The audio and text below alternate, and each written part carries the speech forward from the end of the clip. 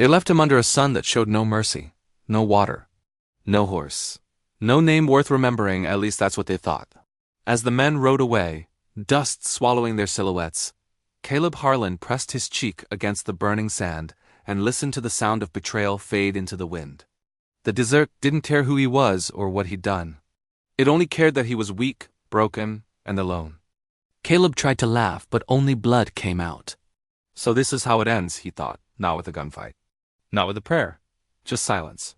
Years earlier, Caleb Harlan had ridden into Red Willow, a frontier town perched between endless desert and jagged hills, with nothing but a saddlebag and a promise to himself, I want to be that man anymore. He'd been a drifter then late 20s, broad-shouldered, eyes hardened by too many miles and too many graves. The war had chewed him up and spat him west. He'd learned to shoot before he learned to forgive. Learned to survive before he learned to trust. Red Willow felt like a place where a man could disappear. The town smelled of dust, sweat, and hope stretched thin. A single main street. A saloon with a crooked sign. A church that doubled as a schoolhouse. And beyond it all, ranches clinging to the land like stubborn prayers. That's where he met Thomas Avery. Thomas wasn't like the other men. He wore clean shirts, spoke softly, and smiled with his eyes. He owned the Avery Spread, one of the largest cattle operations in the county. A widower, folks said. Lost his wife to fever, his son to the river. Grief had carved lines into Thomas's face, but it hadn't made him cruel. You looking for work? Thomas asked the first morning, watching Caleb water his horse outside the general store. Caleb nodded. I work hard. Don't ask many questions. Thomas smiled faintly. That's all any of us can offer. And just like that, Caleb found himself riding beneath wide skies again, fixing fence posts, breaking horses, driving cattle. Honest work, quiet evenings. Meals eaten under oil lamps instead of saloon chandeliers.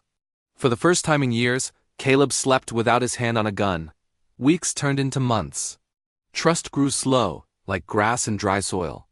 Thomas talked sometimes about the boy he'd buried, the woman he still loved in dreams.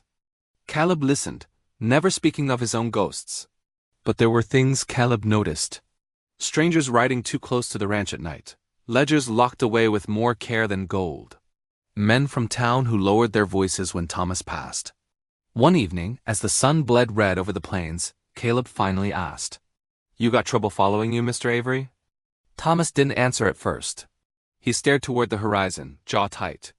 Everyone out here has trouble, he said. Question is whether it catches you. It caught Caleb on a Tuesday. The cattle drive had gone wrong too smooth, almost. When the shots rang out, Caleb barely had time to turn before pain exploded across his shoulder. Riders poured out of the ravine like demons. Outlaws. Caleb fought back on instinct. He dragged Thomas behind a rock, firing until his revolver clicked empty. But then Thomas stood. Enough! He shouted. The gunfire stopped. The leader of the outlaws rode forward slowly, smiling like a man greeting an old friend. His eyes flicked to Thomas. You ready to finish this? The man asked. Caleb looked between them, confusion cutting deeper than the bullet wound. Thomas swallowed. I am. That was when the truth landed. The cattle, the ledgers, the silence. Thomas Avery had been running cattle through outlaw routes quietly, carefully using his ranch as cover. He'd wanted out, wanted a clean end. But the gang wouldn't let him walk away without paying a price. And Caleb was the payment. I'm sorry, Thomas whispered, not meeting Caleb's eyes. I never meant. The outlaws disarmed Caleb, rough hands tearing his gun away. Someone smashed the butt of a rifle into his ribs. He fell to his knees, breath leaving him in a dry gasp. Take him out past Devil's Basin, the leader said. Leave him for the sun. Thomas finally looked at Caleb then. Tears streaked his dust-covered face. I'll come back, he said weakly. I swear. Caleb stared at him, at the man who had given him work, shelter, something like peace. You won't, Caleb said quietly. But you'll live with it. The desert swallowed Caleb whole. He should have died. By all rights, he did. For 2 days, Caleb crawled beneath a sky that never changed, lips cracked, mind slipping between memory and madness. He saw his mother's face, heard the war drums, felt the weight of every man he'd buried. On the third night, when the stars burned cold and sharp, a shadow fell across him. A mountain man, gray-bearded and scarred, stood over him with a canteen. Hell of a place to nap, the man muttered. Caleb drank, and lived. The mountain man was named Eli Cross. He asked no questions. He nursed Caleb back with herbs, water, and silence in a shack tucked against the hills. When Caleb was strong enough to stand, Eli spoke. "World already tried to kill you," he said. "Question is what you gonna do with the rest?" Caleb didn't answer then, but the answer took years. Years of wandering. Of working odd ranches.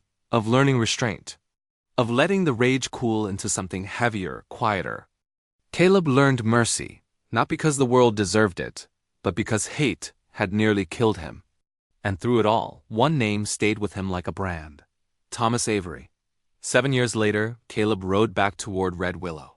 The town looked smaller, older. The saloon sign had been replaced. The church bell cracked. And on the gallows in the center of town square hung a notice, flapping in the wind. Thomas Avery, charged with conspiracy, murder, and cattle theft. Hanging at dawn. Caleb read it twice. The man who betrayed him was about to die. Caleb's hand tightened on the reins. The sun dipped low, casting long shadows across the dirt road as Caleb rode into town, a ghost returning to the place where he'd been left to die. He could walk away. He could let justice take its course. Or he could do the one thing no one, not even Thomas, would expect. The jailhouse door creaked as Caleb dismounted. Inside, a broken man looked up from behind iron bars. Their eyes met, and Thomas Avery whispered a name he thought the desert had swallowed forever. Caleb. Thomas Avery looked like a man already buried. His hair had gone gray at the temples, and his once straight back sagged as if years of guilt had finally learned how to bend bone. The cell smelled of iron and sweat, the lantern light carving deep shadows into his hollowed face. Caleb stood on the other side of the bars, his hat low, his coat dusted by a road that had never truly ended. For a long moment, neither of them spoke. Thomas was the first to break the silence. "I watched the desert every night," he said, his voice quiet, "for weeks. I told myself you'd come riding back angry and alive, or not at all." Caleb's voice was steady but cold. "You tell yourself a lot of things to sleep at night?" Thomas flinched at the words. "I was a coward," he admitted. "I chose my own life over yours. I've carried that choice every day since." Caleb studied him, not the rancher he once trusted, but a man stripped bare by consequence. Rage stirred within him, but it didn't own him anymore. It sat behind his ribs like an old, dull injury. "Why didn't you run?" Caleb asked. "You had years." Thomas shook his head. "I tried. Couldn't outrun what I'd done. Turned myself in last winter." That surprised Caleb. Outside, the town of Red Willow settled into its evening rhythm. Somewhere, a piano played a slow, tired tune. "Life going on, indifferent. What happens at dawn?" Caleb asked. Thomas managed a small, broken smile. "The rope does what the law couldn't." Silence filled the space again, heavy as a prayer. Finally, Caleb spoke, his voice low and firm. "I didn't come to watch you die." Thomas's breath caught in his throat. "Then why?" "Because I know something you don't," Caleb said, cutting him off. "The men who used you? They're still out there." Thomas's eyes widened, first with disbelief then with fear. "You don't know that." "I do," Caleb confirmed. "I crossed one of them last month near the Black Mesa. Same mark on his saddle. Same lies." Hope flickered in Thomas's eyes, but it was quickly crushed by a deeper fear. "They'll kill you," he whispered. "If you go after them." Caleb leaned closer to the bars, his voice dropping to a near whisper. "They already tried." That night, Caleb walked the streets of Red Willow like a stranger in a half-remembered dream. He rode out to the old Avery spread. It was abandoned now, the fences sagging, the wind howling through empty corrals. He moved through the derelict house, his boots echoing on the dusty floors. He pried at a loose floorboard in the main room and found what he was looking for, a small, leather-bound ledger hidden away. Inside were names, dates, and routes. It was all there. Proof of the outlaw gang's operations, and Thomas's unwilling part in them. Back in town, he went straight to the sheriff's office. He found an aging lawman with tired eyes and too much history etched into his face. Caleb laid the ledger on the desk. The sheriff thumbed through the pages, his expression grim. "This is good evidence," he said, looking up at Caleb. "But it won't save him by morning." "The judge has already passed sentence." Caleb nodded slowly. He'd known it was a long shot. He'd known the law moved at its own pace. He also knew there was only one thing left to do. Before dawn, the wind rose, kicking up dust in the empty streets. The town gathered in the square, their faces grim, coats pulled tight against the morning chill. There were no cheers. No one smiled. Even justice felt heavy today. Thomas Avery was led out from the jail, his wrists bound, his steps unsteady as he walked toward the gallows. His eyes searched the quiet crowd until they found Caleb standing at the edge, his hat pulled low. For a brief moment, something like peace seemed to touch Thomas's face. Then, gunfire shattered the morning. Riders thundered in from the east, 6 of them, masked and ruthless. The outlaw gang. The past, refusing to stay buried. Chaos erupted. Townsfolk screamed and scattered, diving for cover. The sheriff drew his pistol and took cover behind a water trough. But Caleb moved. In one fluid motion, he swung onto his horse, his rifle already in his hand. He leveled the barrel, and the shots rang out, sharp and final. One outlaw fell from his horse. Then another. The leader of the gang spotted Caleb through the dust and chaos. He reined in his horse, his face contorted with rage and disbelief. "Thought the desert finished you," the man snarled. Caleb didn't answer with words. The remaining outlaws, seeing their leader hesitate and their numbers dwindle, broke and fled, leaving a cloud of dust and a thick silence behind them. When it was over, 3 bodies lay in the dirt of the town square. And Thomas Avery was still alive, standing on the gallows, stunned. The sheriff slowly rose from his cover, staring at the dead men. Then at Caleb. "You just proved his story," he said, his voice filled with a new kind of respect. Caleb met his gaze, his own expression unreadable. "Then don't waste it. They delayed the hanging, just long enough." But justice in the West moved slow and vengeance moved faster. That night, as Caleb stood guard outside the jail, a familiar figure emerged from the shadows.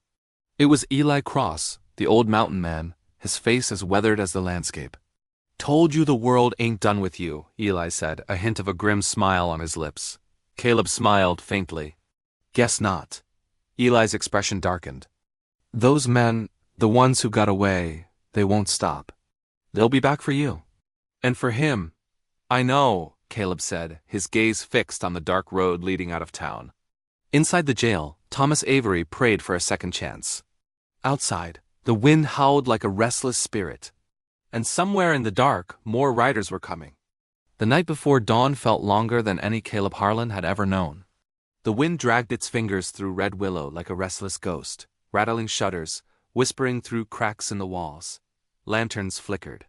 Dogs whined and then went silent.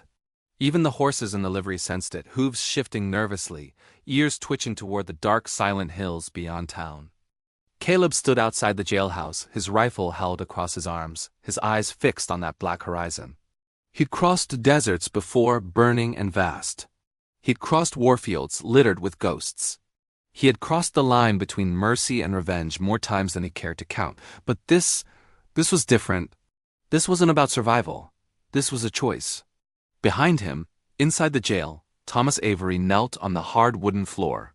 His hands were folded, his lips moving in a quiet, desperate prayer. He wasn't asking to live. He was asking to be forgiven by God, by the town, and most of all by the man standing guard just outside his cell. Thomas had already lost everything else. His ranch, his name, his family's respect. All that was left was his life, and even that was hanging by a thread. Nearby, Eli Cross sat on a crate, calmly cleaning a revolver older than most of the grudges in this territory. The old mountain man was a fixture in these parts, as weathered and unmovable as the mesas themselves. "They'll come just before sunrise," he said, his voice a low rumble. He didn't even look up from his work. Always do. Men like that think daylight makes them honest. Caleb gave a short, sharp nod. "They won't find it here." Eli finally glanced up, his eyes sharp under a heavy brow. "You sure you're ready for this, son? It's one thing to face a man in a fair fight. It's another to stand against a storm." Caleb didn't answer right away. He looked up at the stars, sharp, cold, and indifferent. They were the same stars that had watched him crawl across Devil's Basin 7 years earlier, half dead from thirst and betrayal. "I didn't survive the desert just to become a hangman," he said, his voice quiet but firm. "Or a murderer." A gruff grunt escaped Ely. "Good, means you're still human." The riders came, just as the sky first began to pale from black to a bruised purple. 7 of them. Hard men, desperate men. The kind who believed fear was just another weapon in their arsenal. They rode fast and hard, straight for the jailhouse, their guns already drawn and glinting in the faint pre-dawn light. But the first shot didn't come from them. It came from Caleb. It struck a lantern post near the incoming riders, bursting the light into a shower of flame and shadow.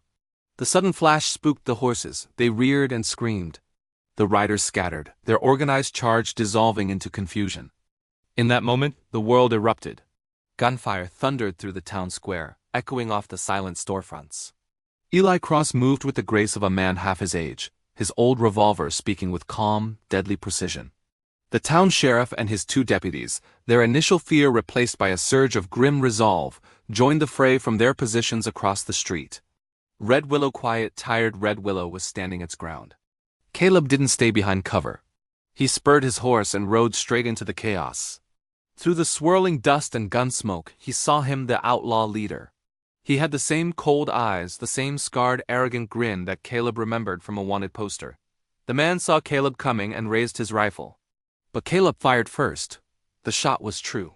The leader fell backward into the dirt, his dead eyes staring up at a sky he'd never believed in. When the smoke finally cleared, only a heavy silence remained. The surviving outlaws, their leader gone and their nerve broken, fled back into the hills they'd come from, beaten and scattered. Dawn broke clean and golden over the town, washing away the shadows of the night. By midday, the circuit judge arrived, his buggy kicking up dust on the main street.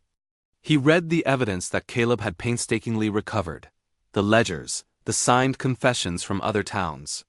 He listened to the sheriff's testimony about Thomas Avery's cooperation. He looked at the fresh graves dug just outside of town. Justice, when it finally came, felt less like a clap of thunder and more like a soft, cleansing rain. Thomas Avery's sentence was overturned. Not erased, but transformed. He would serve his time not in a cell, but by repairing the damage he had caused. His ranch was seized, its profits used to repay those he'd swindled. His name would never be fully clean, but his life was spared. When the verdict was read, Thomas closed his eyes and wept, not in relief, but in release. Caleb stood in the back of the courtroom, his hat pressed to his chest. He didn't smile. He just watched, a silent observer to the quiet miracle he had helped bring about. That evening, Thomas found Caleb by the edge of town, saddling his horse for the road. The air was cool and clear. "You don't owe me anything," Thomas said, his voice soft, almost hesitant. Caleb didn't look up from his work. "Didn't do it for you?" Thomas swallowed hard. "I know, and that somehow makes it harder to thank you." Caleb finally stopped and turned. The hard anger that had once lived in his eyes was gone, replaced by something quieter, older, like the desert itself. "The desert took 7 years from me," Caleb said. "But it gave me something back too." Thomas waited, listening.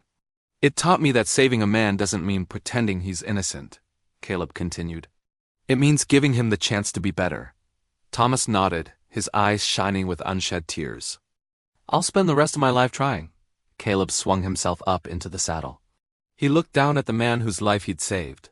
"Don't try," he said. "Do." As Caleb rode out of Red Willow, the town bell rang once, a single, slow, steady chime. It wasn't a toll for death, it was a ring for new beginnings. Eli Cross watched him go from the porch of the general store, a faint smile hidden beneath his thick beard. As Caleb became a silhouette against the setting sun, Eli spoke to the empty air. "You ever get tired of saving broken men?" From the distance, Caleb's voice carried back on the breeze. He glanced back one last time. "We're all broken," he called out. "Just depends who shows up when the sun's trying to kill you."